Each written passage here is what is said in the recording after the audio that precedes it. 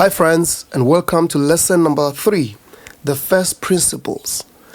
Alright, so we're going to do the first principles. The first principles.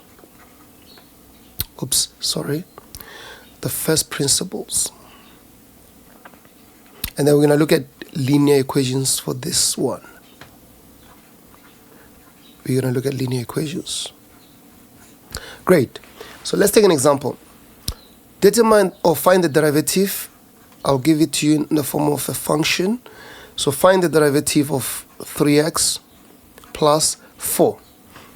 But you must find the derivative using the first principles. I'm going to teach you now. In lesson 1, I've taught you how to find a derivative using the traditional method. That will be, if you were to find the derivative of this, you will say f prime. And I'll advise you to do this. Just quickly get the derivative of this at the side so that when you use the first principles, you can compare your answers. They must be the same, okay? So if you were to use the traditional method, you're going to say, okay, derivative of 3x, remember, it's just going to be 3. And then derivative of 4 is a constant, it's going to be 0. So that's the answer you expect at the end of it. Okay, but let's find that answer using the first principles. So there's a formula of the first principles. It says f prime x limit sh tends to 0. Limit sh tends to 0. The formula is f of x plus h minus f of x over h. I'm sure now you realize why I said that f of x plus h is important in the previous lesson. If you missed that one, please just stop here, go back, watch lesson 2, and then come back, all right? It's going to help you. F of x, this part we are given is the original function. So f of x we have is given to us is 3x plus 4. The part we need is this one, f of x plus h. Let's find that. F of x plus h. Do you remember lesson 3? We take the function as it is, but we're going to replace x by x plus h. So in the place of x, we are going to put x plus h like we did in lesson 2. So x plus h. So x plus h replaced x. Great. We multiply. 3 times x is going to be 3x. 3 multiplied by h is going to be 3h plus 4. Lovely. Now we go back to the formula of the first principles, this one, and substitute what we got here.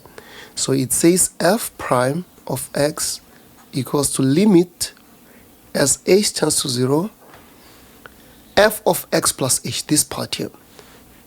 We found our f of x plus h, so we're going to substitute that. 3x plus 3h plus 4. And it says minus here. We're going to put the minus. And then it says f of x. Remember, f of x is that.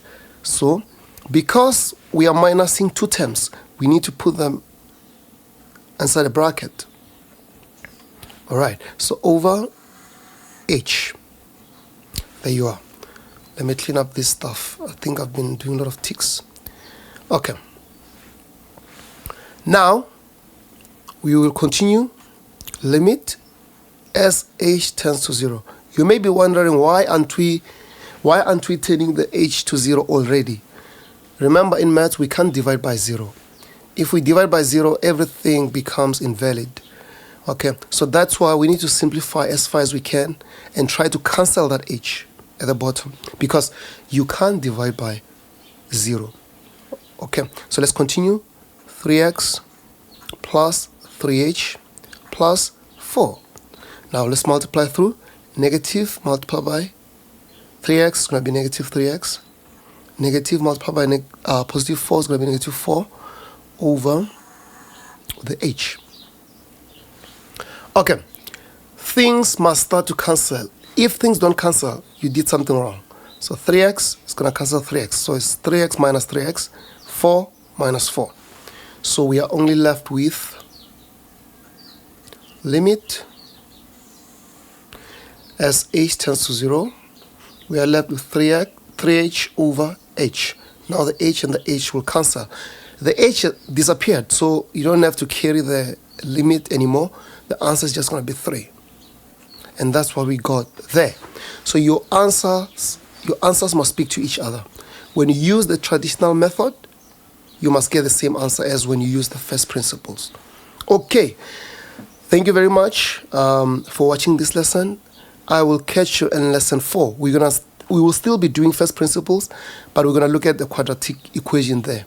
I can send you over. Thank you.